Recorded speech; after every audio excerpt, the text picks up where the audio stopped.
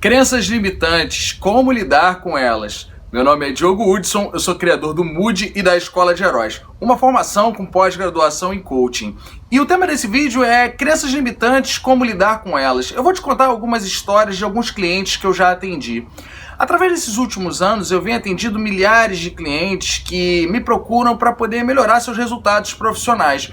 E muitas vezes, os resultados profissionais são apenas a ponta do iceberg.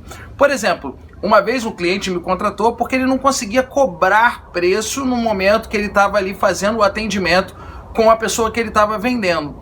E aí eu comecei a fazer uma investigação através das sessões de coaching e ele percebeu que quando ele era pequeno, o pai dele dava para ele o dinheiro menor do que o dinheiro do lanche. Então ele via todos os amigos dele lanchando e ele não conseguia lanchar porque o dinheiro era menor. E o pai dele falava para ele: eu faço isso para você aprender a valorizar o dinheiro. E por que eu tô te contando essa história? Porque o pai dele ajudou a esse homem gerar a seguinte crença: eu não posso falar de dinheiro porque o dinheiro não é uma coisa boa para mim, não é algo importante para mim. Na verdade, ele não tinha que culpar o pai, mas ele culpava o pai. Na verdade, o pai, com os recursos que ele tinha, ele tentou educar da melhor forma possível, mas ele não conseguiu fazer isso. E o filho interpretou dessa forma. Uma outra forma também, uma cliente minha, ela estava conversando comigo sobre as dificuldades que ela tinha em conseguir efetivamente colocar em prática tudo aquilo que ela aprendia, porque ela sempre se achava que não estava pronta. Já aconteceu com você, às vezes, de você se sentir muito perfeccionista? Pois é, comece a refletir que nem essa cliente minha fez. Eu perguntei: o seu pai ou sua mãe que te cobrava muito? E ela falou: quem me cobrava muito era minha mãe. Minha mãe sempre falava que não estava pronta, que eu não era boa, que eu não estava preparada. Às vezes na dança do colégio, ela mostrava a dancinha do colégio para a mãe e a mãe falava: nossa, você tem que dançar mais, você tem que se preparar mais. Um outro exemplo, a outra história que eu quero contar para você é o exemplo de um cliente meu que ele, quando era pequeno, ele estava comendo a comida e de repente ele falava: mamãe, eu não quero mais a comida.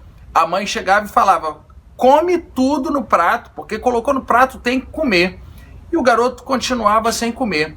A mãe ia até o guarda-roupa, pegava as roupas dela, colocava dentro de uma mala, colocava a mala em cima da mesa e falava para o menino: se você não comer, a mamãe vai embora. E isso criou uma crença de que se eu não me alimentar e se eu não comer, a minha mãe vai me abandonar, ela vai embora. Isso, no decorrer da vida desse menino, isso culminou em uma obesidade mórbida. E eu tô te falando isso tudo porque as nossas crenças, elas sempre vão gerar comportamentos e os nossos comportamentos sempre vão gerar os nossos resultados. Muitas vezes a gente não sabe por que a gente tem o resultado que a gente tem com tanto preparo, com tanto estudo, com tanta luta, com tanto esforço. E muitas vezes, quando você começa a trabalhar o seu autoconhecimento num processo de coaching, por exemplo, você começa a perceber que o que está te movendo aquele resultado são as suas crenças que geram comportamentos para gerarem resultados. Então, uma dica que eu tenho para você aqui é: quando você se comportar de determinada forma, comece a refletir na sua vida quando você era criança, quando você era pequeno, quem falava para você sobre aquela forma de se comportar, sobre o jeito de se comportar.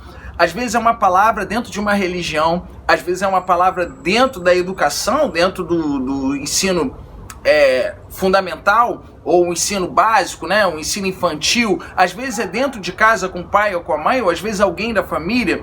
Então isso tudo vão construir crenças onde a gente termina se comportando respeitando padrões ao invés de romper padrões, e isso pode prejudicar completamente os nossos resultados. Então, se você quiser entender melhor o funcionamento disso tudo e como que eu fiz para que todos esses clientes conseguissem romper essas crenças, esses padrões, por exemplo, o primeiro cliente que não conseguia cobrar, ele conseguiu cobrar, começou a aumentar as vendas, aumentou em 30% em 6 meses o resultado do seu escritório de advocacia.